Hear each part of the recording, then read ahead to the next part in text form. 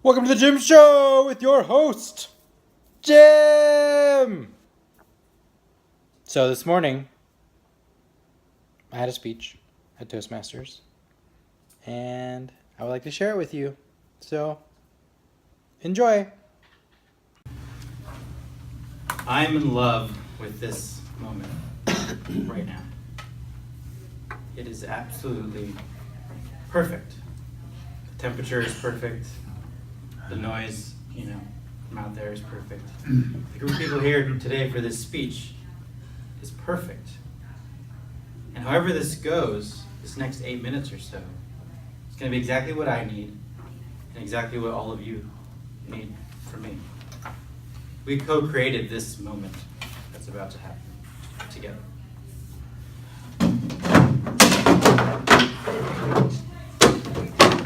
Perfect. Whatever I do, it doesn't matter. Creativity is flowing into me right now in this moment to deliver whatever it is that we're creating right now. So Mr. Toastmaster, fellow Toastmasters, fellow humans, members of the universe, this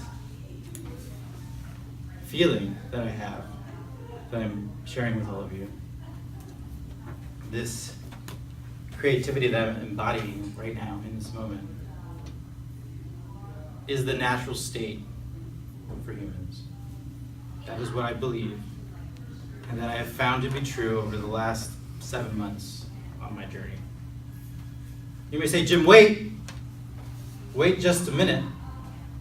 I do not get up in the morning and feel the way you look, the way you sound right now. I get up and it's dark and I have things to do and it's not fun, generally speaking. And I understand that. I was there. And there's a reason why you feel that way. And why maybe you have felt that way for most of your life.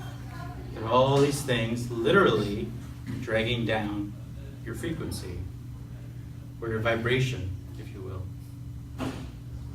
So imagine that you're at the grocery store and you see one of those scales in the produce section. You've all seen that. You know what I'm talking about, right? No one uses them, but they're there. And they usually have a clock face, look like an analog clock. But imagine that it's just a line. Okay, it's just a line. There's a basket, and there's a spring. And you put things in the basket and it pulls the spring down, right? So your natural state is for your frequency to be right there at the top of that spring. You feel bliss, you feel creativity, you feel like you're connected to everyone and everything. And as you fill up that basket with all these things over the course of your life, your childhood, from society, it's pulling that spring down, down, down, down. And maybe at the bottom there you feel despair. You feel like life isn't worth living. You feel like you aren't worth a lot. You feel alone and totally disconnected from everyone else and everything else. And obviously there's a bunch of shades in between those two extremes. So what are these things that we put in this basket that weigh us down? There's a lot of different things. Probably one of the biggest ones is the stories we tell ourselves. And again, a lot of them start in childhood. So a story about myself that I recently discovered was I had this identity as a gamer. And I didn't really know where that came from. I'd spent a lot of time playing games, even to the point of ignoring my children and my wife, previous wife. But I didn't know why that was important to me. And over the course of, during the water fast, in fact, I kind of dove into this particular story and found that it had to do with my relationship with my younger brother. We had grown up together playing these games as children. And so gaming, to this day, or till recently, was connecting me to that time in my life of being with my brother, who we have kind of moved apart since then.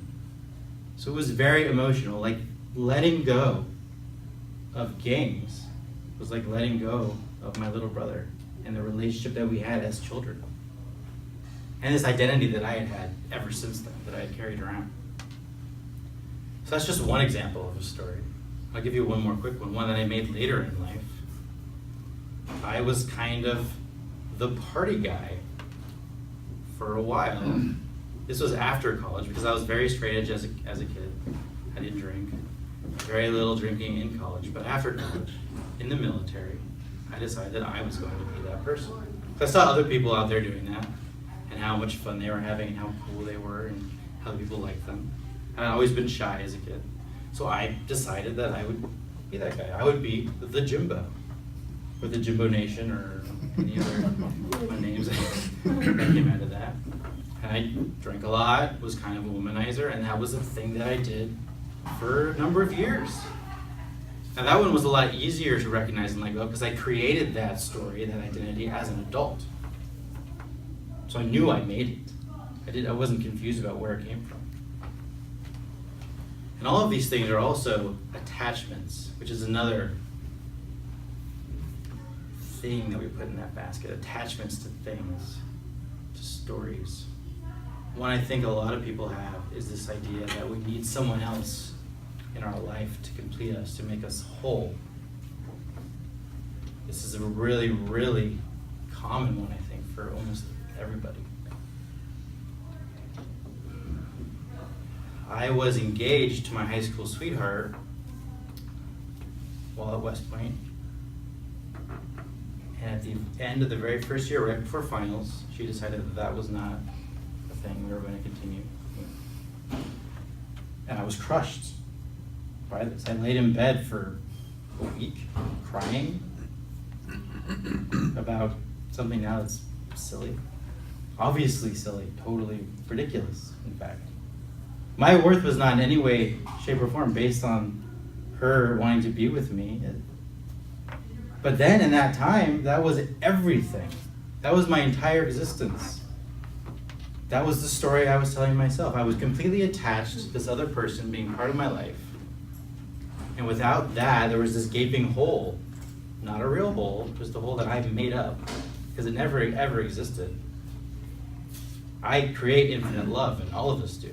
We all have that capability all the time.